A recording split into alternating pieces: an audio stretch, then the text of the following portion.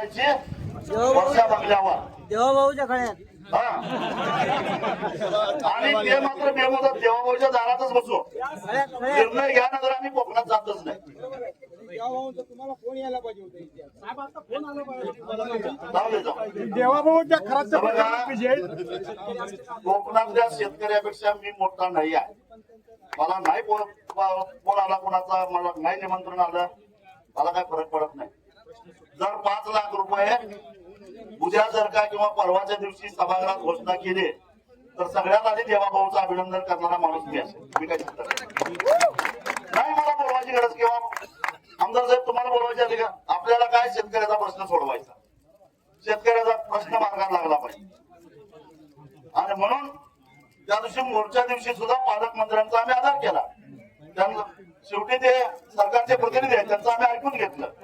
आज आम्ही जिल्हाधिकाऱ्यांचं ऐकून घेतलं. जिल्हाधिकाऱ्यांचं पत्र आम्ही स्वीकारतोय. तेव्हा साधारणपणे मी तारीख सांगत नाही, पण 15-1 दिवसानंतर 5 लाखाच्या तडजोड आहे. बरोबर आहे ना? एक तरी 5 लाख त्यात तडजोड नाही. आणि ते जर नाही झालं तर आताच गाड्या ठरवून ठेवा. ज्या प्रत्येक गावातून 22 गाड्या निघाल्या पाहिजेत मुंबईला जायला. जमतील काय? बघा, गाडीतनं जायचा काय त्रास नाही.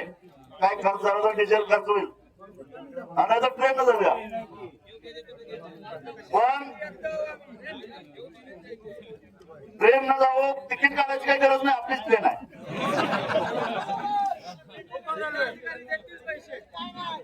तर हा निर्णय पक्का का? मग हे पत्र तुमच्या वतीनं स्वीकारू का? मग रस्ता खुला करायचा का?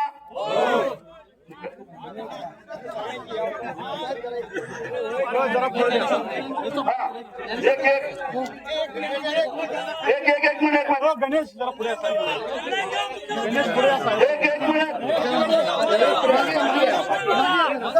अरे जरा ऐकून घ्या. अजून एक जिल्हाधिकाऱ्यांना माझी विनंती आहे. बघा मॅडम, आम्ही सविनय कायदे बंद केलेला आहे. आम्ही कुठेही कायदा सुव्यवस्थेला बाधा येऊन दिलेला नाही आहे. तेव्हा SP मॅडम पण आहेत, ऍडिशनल SP. आमची विनंती आहे, माझ्या एकाही शेतकऱ्यावर कुठे गुन्हा दाखल करू नका, एवढीच आमची तुम्हाला विनंती आहे. कारण सरकारच्या चुकीमुळे आम्हाला रस्त्यावर यावं लागलं. सरकारनं जर घोषणा केली असती तर आम्ही आलो नसतो. आणि सरकारच्या प्रतिनिधीने म्हणजे पालकमंत्र्यांनी आम्हाला 2 दिवस थांबायला सांगितलं. आम्ही 10 दिवस थांबलो आणि जिल्हाधिकाऱ्यांचा आदर केला आम्ही. तेव्हा मॅडम, आमची विनंती आहे की एकही गुन्हा दाखल व्हायला नको. नको म्हणजे 15 दिवसांना करू नका. हा सगळा खेळ मला माहिती आहे, तसं नका करू. मग पुढच्या वेळी आम्ही सहकार्य करणार नाही. मग गणिमी काय हैराण करू तुम्हाला आम्ही. तर एवढंच सांगतो. आणि पत्र गणेश लोकसाहेब, त्याबरोबर संतोष वगैरे जे सगळे प्रमुख लोक आहेत पुढे या. सगळेजण तुम्ही पुढे संतोष, बाकीची सगळी लोक होती. लोकसाहेब आपल्या सगळ्या लोकांना बोलवा. लोकसाहेब सगळ्या प्रतिनिधी आपल्या जमिनी बोलवा. सगळे संतोष, पिंटू जरा या समोर. जाणे गावडे, संजय गावडे, पिंटू गावडे, संतोष या पुढे तुम्ही या. सगळे पाळेकर, तुषार पाळेकर, किरण कुठे आहेत? किरण टेंबुलकर. 40 लाखाचा दंड झालाय किरणला.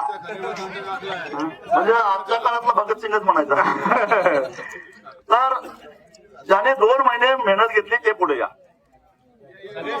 सगळे या पुढे. सगळ्यांना मनापासून धन्यवाद. आणि आता कसलंही काही धोका हे न करता शांतपणानं आपल्या आपल्या घराकडे जाऊ. फक्त 2 दिवस आम्ही सरकारला मदत देतोय, जास्त नाही. आणि 2 दिवसानंतर काही झालं नाही, मी पुन्हा ओरसला येतो, एक बैठक घेऊ आणि तारीख ठरवू मुंबईला कधी जायचं ते.